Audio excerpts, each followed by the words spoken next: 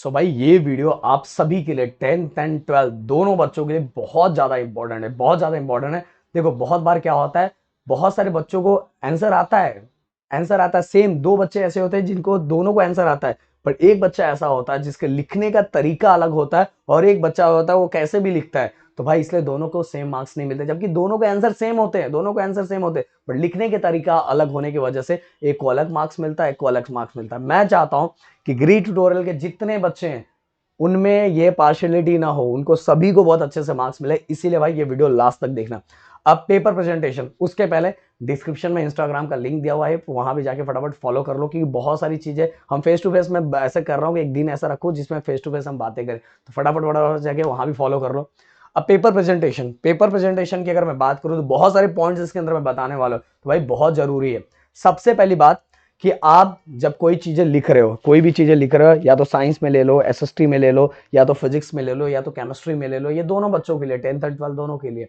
तो आप जिसमें लिख रहे हो, लिखने में अगर आपको जो जो इंपॉर्टेंट वर्ड्स दिखाई दे रहा है, ईयर हो गया तो या तो उसमें कोई इंपॉर्टेंट वर्ड दिखाई दे रहा है, वो सभी को आपको क्या करना है, अंडरलाइन करना है। क्या करना है? अंडरलाइन करना है। और वो अंडरलाइन करने से क्या होगा भाई, देखो जो पेपर चेक करने वाला बंदा है ना, पेपर चेक करने वाले बंदे को आपका पेपर चेक करने में जितनी ज्यादा आसानी होगी ना, तो भाई आपके पेपर में मार्क्स कट होने के चांसेस कम हो जाते हैं। तो भाई क्या सर अगर पेपर अच्छे से लिखूंगा तो क्या मुझे 4 मार्क्स का तो 5 मार्क्स मिल जाएगा? नहीं नहीं भाई, 4 का 5 नहीं मिलेगा, 4 ही मार्क्स मिलेगा। बट एक बात याद रखना, जब पेपर चेक करने वाला बंदा रहता है ना, जो भी पेपर चेक करने वाला रहता है, उसके दिमाग में एक बार अगर स्टार्टिंग से ये बैठ गया ना, यार ये ऐसी पेपर लिख रहा है, तो हर जगह अगर वो अगर हाफ ऑफ मार्क्स भी आपका उड़ाता चला गया ना, तो भाई हाफ ऑफ मार्क्स भी टोटल मिला के बहुत हो जाता है, टोटल मिला के बहुत ज्यादा मार्क्स हो जाते हैं, और जिसका डायरेक्टली हमारे परसेंट पे वो दिख जाता है। इसीलिए मैं बोल रहा हूं हाफ ऑफ क्या, उससे ज्यादा उड़ाया जाता है। इसलिए बोल रहा हूं क्यों उड़ाने का, पेपर देखते ही जो पेपर चेकर है उसके दिमाग में आ जाओ, अरे यार क्या पेपर लिखा है इसका, तो अगर आपने कहीं 1-2 पॉइंट कम भी लिखा है ना, सच बोल रहा हूं, वो आपके पेपर लिखने के तरीके की वजह से वो मार्क्स आपके बच जाते हैं, और वो मार्क्स आपको मिल जाते हैं, आराम से मिल जाते हैं। जो कट होने के चांसेस होते हैं ना, वो मिल जाते हैं। इसलिए बोल रहा हूं पेपर का प्रेजेंटेशन एक नंबर है, और इसके लिए लाइक तो बनता है, फटाफट लाइक ठोक दो भाई, कमेंट भी करो, इससे हमें थोड़ा एक एनर्जी और मोटिवेशन आता है। इसके बाद मैं चलता हूं सेकंड पॉइंट की तरफ, फ्लो चार्ट। भाई बहुत इंपॉर्टेंट है फ्लो चार्ट। अगर आप कोई चीज लिख रहे हो, अगर पहले आपको जैसे अभी 3 मार्क्स एंड 4 मार्क्स के क्वेश्चन है, 3 एंड 4 मार्क्स के क्वेश्चन है, बहुत सारे बच्चे उसको डायरेक्ट लिखना स्टार्ट करते हैं। मैं सजेशन देता हूं कि आप ट्राई करो कि अगर टाइप्स दिया रहा है, कैरेक्टरिस्टिक दिया रहा है, प्रॉपर्टीज दिया रहा है, एक्सेट्रा, ऐसे बहुत सारी चीजें, जैसे अभी अगर मैं टॉपिक है हाइड्रोकार्बन, तो हाइड्रोकार्बन मैंने ऊपर लिखा ओपन चैन, क्लोज चैन, सैचुरेटेड, अनसैचुरेटेड, तो टाइप्स ऐसे पहले मैंने फ्लो चार्ट में उसको दिखा दिया। फ्लो चार्ट में दिखाने के बाद मैंने नीचे एक एक चीजों को अच्छी तरीके से एक्सप्लेन किया। तो भाई पेपर चेक करने वाला बंदा ना फ्लो चार्ट से आपको मार्क्स देके हट जाएगा, आगे चला जाएगा। इसलिए फ्लो चार्ट बहुत इंपॉर्टेंट है। प्लीज बोल रहा हूं, अगर आपको अच्छा स्कोर करना है, अगर आपने इस तरह से किया ना, जो आपके 3-4% कम होने के चांसेस है ना, वो बढ़ जाएगा, सच बोल रहा हूं। क्योंकि आप अभी तक तो पेपर अलग तरीके से लिखते थे, एक बार ऐसे पेपर लिख के देखो, देखो मजा आ जाएगा। तो फ्लो चार्ट जरूर इंक्लूड करो। इसके बाद नेक्स्ट, अगला, क्या करना है और क्या नहीं करना चाहिए। देखो भाई बहुत सारे बच्चे क्या करते हैं पता है, बहुत सारे बच्चे इस तरह से, उनकी आदत होती है कि मान लो ये इन्होंने स्पेलिंग मिस्टेक कर दिया है, उन्होंने स्पेलिंग मिस्टेक कर, तो स्पेलिंग मिस्टेक है, ऐसे ऐसे ऐसे ऐसे कर देते हैं। हाँ, मैंने टाइप्स लिखते समय स्पेलिंग मिस्टेक कर दिया तो ऐसे ऐसे कर देते हैं। बिल्कुल मत करो, बिल्कुल मत करो, मैं तो सजेशन ही नहीं दूंगा ऐसा करो। अगर पहली बात तो भाई पेपर लिखने के टाइम, बोर्ड के पेपर लिखने, अभी तक आपकी इतनी प्रैक्टिस हो जानी चाहिए कि बोर्ड का पेपर लिखने के टाइम आपसे ये सब छोटे छोटे मिस्टेक्स होते हैं, फिर आपको याद आता है, फिर कट करते, ये होना ही नहीं चाहिए। बट इन केस अगर कहीं हो जाता है तो भाई ऐसा तो बिल्कुल मत करो, बस एक लाइन ऐसा करो, ऐसा, ये ज्यादा अच्छा दिखता है। अब बोलोगे सर मेरी सच्चाई पता चल जाएगी, अरे सच्चाई पता चल जाएगी तो ऐसे भी तो पता चल रहा है ना, तो ये पता चल गया तो क्या होता है, ये अच्छा दिखता, आपका पेपर ओवरऑल खराब नहीं दिखता, ऐसा लिखो। इसके बाद मैं बात करूंगा आगे की, ये भी बहुत जरूरी है। अब देखो बहुत सारे बच्चे जब 3 एंड 4 मार्क्स के क्वेश्चंस लिखते हैं, बड़े क्वेश्चंस लिखते हैं, या 10th एंड 12th के बच्चे, तो देखो पहली बात तो अगर आपके बुक में जो 3 एंड 4 मार्क्स के क्वेश्चंस है, वो अगर उसके डायग्राम्स दिए हुए, तो डायग्राम्स तो जरूर डालना है। बट अब जो मैं पॉइंट बोलने वाला हूं उस पर बहुत सारे बच्चे शॉक होने वाले हैं, बट करना है भाई, करके देखो एक बार। अब अगर कोई भी ऐसे 3 एंड 4 मार्क्स के क्वेश्चन है जिसका आपके बुक में डायग्राम दिया ही नहीं है, दिया ही नहीं है, तो आपको क्या करना है पता है? आपको क्या करना है? आपको गूगल पे जाना है, गूगल पे जाके सर्च करना है। अगर आपको अच्छा स्कोर करना है, गूगल पे सर्च करना है। ये सभी चीजें हम लोग ने फॉलो किया हुआ है, राहुल सर ने, हमने फॉलो किया। गूगल पे जाना है, गूगल पे सर्च करना है, स्केच, स्केच सर्च करना है। स्केच सर्च करोगे तो उससे रिलेटेड जो स्केच आएगा, वो स्केच आप क्या करोगे? प्रैक्टिस करके अपने जो आंसर लिखोगे उस आंसर के बीच में वो स्केच ड्रॉ कर देना।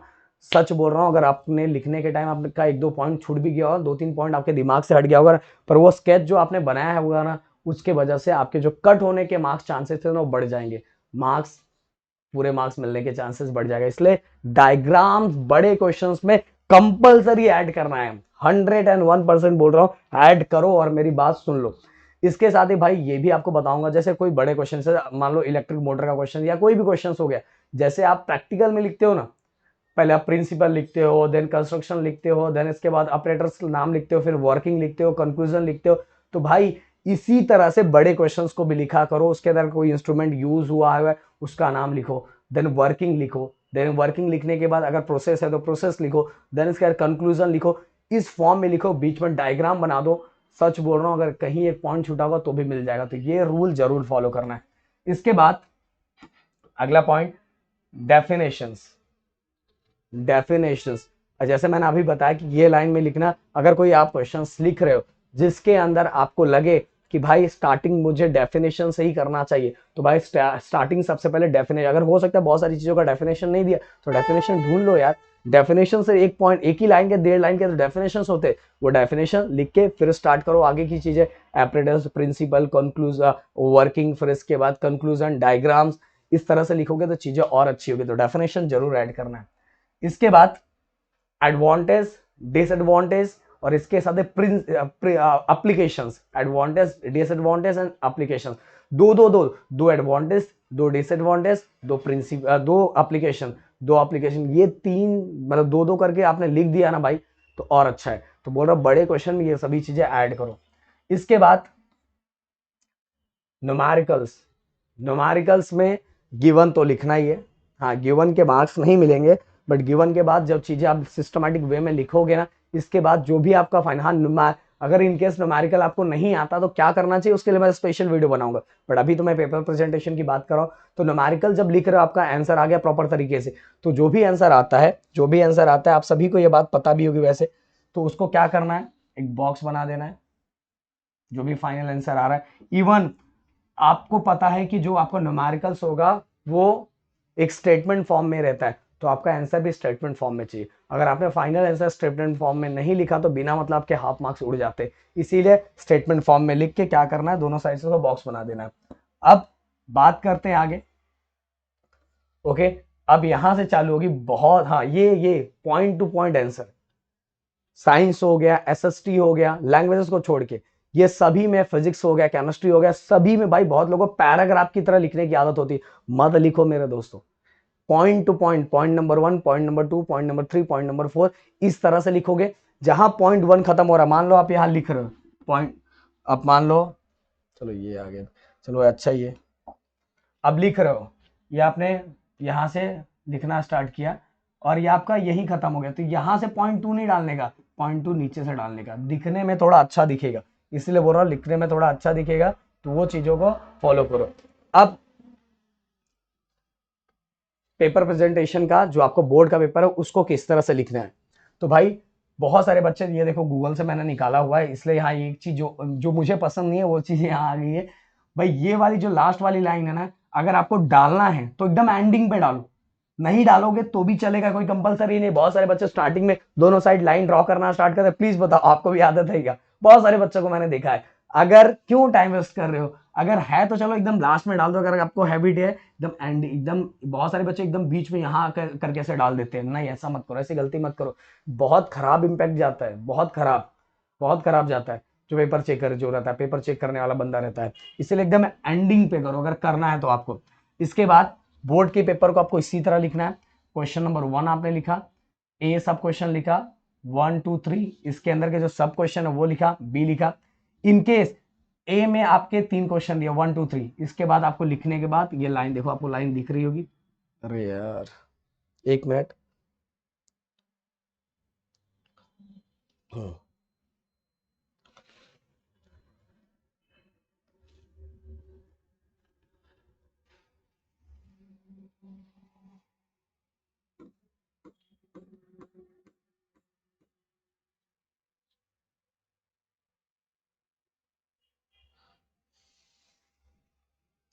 फटाफट एक मिनट बस, उस पर आ जाते हैं।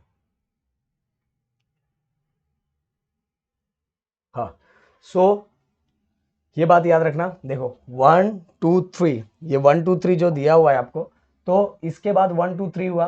तो भाई ये जो लाइन है, जैसे क्वेश्चन नंबर 1 का ए है उसमें 3 लाइन दिया हुआ, जैसी ये सब चीजें पर लास्ट में करना, जैसे पेपर आपका कंप्लीट हो गया उसके बाद करना है, तो इसके लिए single line. Then question number 1 का ही बी दिया हुआ, इसमें 2 क्वेश्चन दिया हुआ, दो दो दिया हुआ है, पर क्वेश्चन नंबर 1 में ए और बी है, फिर इसके बाद ये खत्म हो गया, क्वेश्चन नंबर 1 खत्म हो गया, तो आपने ए एंड बी के बीच में सिंगल लाइन दिया हुआ है। जैसे ए एंड बी मतलब क्वेश्चन नंबर 1 पूरी तरह से खत्म हो गया, देन डबल लाइन दे दो। इसके बाद नीचे अगर जगह बच जाता है तो उसको ऐसा क्रॉस करना है, भूलना नहीं है, ऐसे क्रॉस कर देना है, पेन से ऐसा इसको क्रॉस कर देना है। समझ गया, दिमाग में बैठ गया।